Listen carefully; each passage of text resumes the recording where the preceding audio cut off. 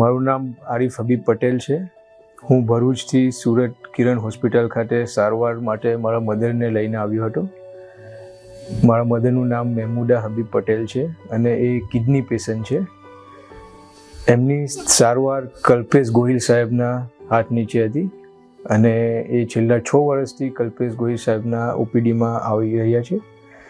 એમનું kidney failure હતું અને સાહેબના કહેવા પ્રમાણે એમનું કિડની ટ્રાન્સપ્લાન્ટ તારીખ 23-11 નવેમ્બરના કરવામાં આવ્યું હતું. આજે 1 મહિનો થઈ ગયો અને હોસ્પિટલમાં ઘણી સારી રીતે સારવાર લઈ રહ્યા હતા અને આજે એમનો ડિસ્ચાર્જ છે. અને હોસ્પિટલથી અમે ઘણું પ્રભાવિત થયા છે. ડૉક્ટરની સર્વિસ, સ્ટાફની સર્વિસ, નર્સિંગ સ્ટાફ અને હાઇજીન ઘણું સારું છે અને ટ્રીટમેન્ટ પણ ઘણી સારી કરવામાં આવી.